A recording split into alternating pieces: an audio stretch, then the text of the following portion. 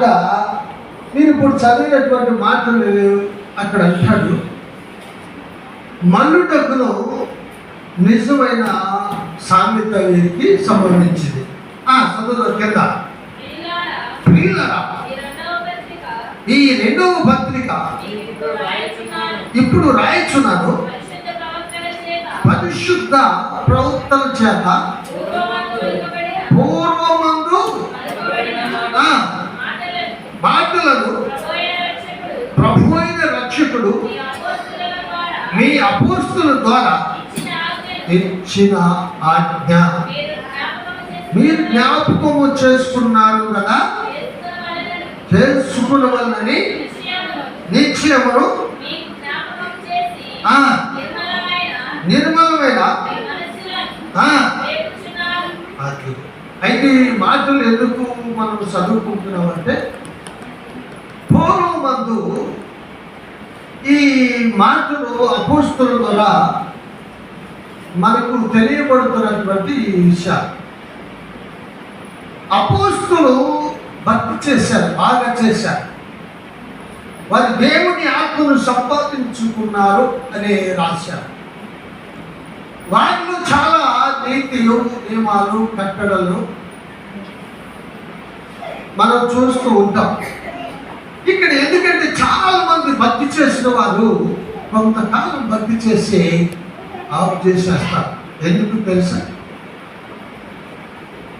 భక్తిని దేవుల్లో అభివృద్ధి చేసుకోలేక ఈ లోకాశులైనటువంటి అనుసరణలు సమస్యలలో సతమతం అయిపోయి వారికున్న విశ్వాసాన్ని పెంపొందు చేసుకొని దేవుణ్ణి కనిపెట్టి ప్రార్థించలేక ప్రార్థనలు సాధించుకున్న వారు చాలా మంది కనిపిస్తూ ఉంటారు. అయితే ఇక్కడ ఈ మాటలు ఎందుకు చెబుతున్నాడంటే, చాలా మంది భక్తిని అనుభవపూర్వకంగా తెలుసుకుంటారు. ముందు భక్తి తెలుసుకున్న మొదటిలో అనుభవపూర్వకమైన భక్తిని తెలుసుకుంటారు. కానీ తెలుసుకున్న తర్వాత రాసిన మాటలు ఏంటయ్యా అని మనం ఆలోచన చేస్తే, భక్తి ఎలా నేర్చుకున్నారో చూద్దాం. ఆ మాట నేను మీకు చూపిస్తాను. దేవుని బిడ్డలాగా చూడండి. ఆ మాటని 2 పేతురు రాసిన పత్రిక 2వ అధ్యాయము 21వ వచనము ఒక మాట చదవండి. 21.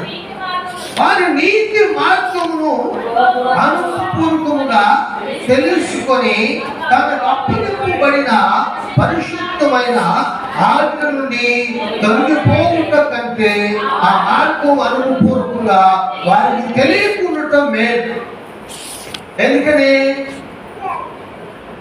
వారికి తెలియకుండటం మేలు. ఎందుకు చెప్పండి? ఈ వాక్యాలు మీరు నోట్ చేసుకోండి. భక్తి మొదటిగా నేర్చుకున్నప్పుడు ఇంకా నేర్చుకోవాలనే ఒక తప్పదు. ఇంకా లోతైనటువంటి సబ్జెక్ట్ వినాలి. ఈ పునరుత్థాన దినములో ఈరోజు సబ్జెక్ట్ ఏందో ఈ వారం అంతా కూడా కనిపెట్టి నెక్స్ట్ పునరుత్థాన దినములో నా దైవజనుడు ఏ సబ్జెక్ట్ చెప్తాడో ఆ సబ్జెక్ట్ కోసం ఆశించేటువంటి వారు యేసుప్రభువు ఎంతైనటువంటి కొండకు తన శిష్యుని తీసుకొని ఎందుకు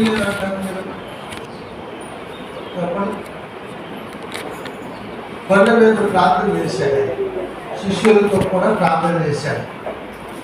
ఏకాంతంగా ప్రార్థన చేసి ఏకాంతంగా గడిపి వారి రూపాంతరము చెందారు.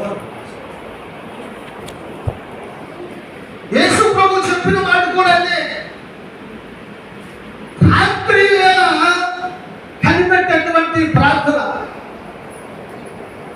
దేవుడితో కనిపెట్టేవాళ్ళు ఏదైనా ఒక చిన్న సమస్యని వారు సంపాదించుకుంటారు. ఎక్కడ తప్పిపోయామా, ఏ రీతిగా తప్పిపోతున్నామా, మనకు అవగాహన కావటం లేదు. ప్రభు నువ్వు బయలుపరచు, నీకు వ్యతిరేకంగా నడిచేటువంటి నా యొక్క నడవడికిని నీ వల్ల తెలియపరిస్తే నేను సరి చేసుకుంటాను ప్రభు అని ఏకాంతంగా బలంగా దేవుని సన్నిధిలో ప్రార్థన చేసినప్పుడు అప్పుడు బయలుపరచడానికి అక్కడ తప్పు ఉంది చూడు అని. తన చేస్తాం. అయితే ఇక్కడ బైబిల్లో చెప్పిన మాట 21వ వచనంలో వారు నీతి మార్గంలో అనుభవపూర్వకంగా తెలుసుకుని తమకు అప్పగింపబడిన పరిశుద్ధమైన ఆజ్ఞ నుండి తొలగిపోవటం కంటే ఆ మార్గము వారు అనుభవపూర్వకంగా తెలియకుండా మేలు కదా. తెలుసుకున్నారు చూద్దాం. ఈరోజు కొంతమంది ప్రార్థన మానేసి ఆదివారాలు ఇళ్లలో కూర్చుంటున్నారు చాలా మంది. కారణం ఏంటంటే ఎన్ని ఆవులు ఇచ్చినాయో చెప్పలేదు. నేను చెప్పను ఎన్ని ఆవులు ఇచ్చినాయి. కొంతమంది మింగుతూ, కొంతమంది నవ్వు లేక మింగలేక, కొంతమంది ఆవులు పోతా ఉంటారు. భక్తి అందరూ నేర్చుకోలేరండి దేవుని బిడ్డల. భక్తి అందరూ నేర్చుకోలేరు. ప్రార్థనకి వెళ్తారు కానీ దేవుని అందరూ సంపాదించుకోలేరు.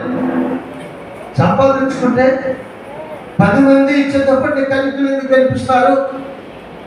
చిత్తపాటు లేని వాళ్ళు 5 కనికలు ఎందుకు కనిపిస్తున్నారు? 5 బుద్ధి గలవాలని అక్కడ ఎందుకు రుజువైంది? 5 బుద్ధి లేని వారని ఎందుకు రుజువైంది?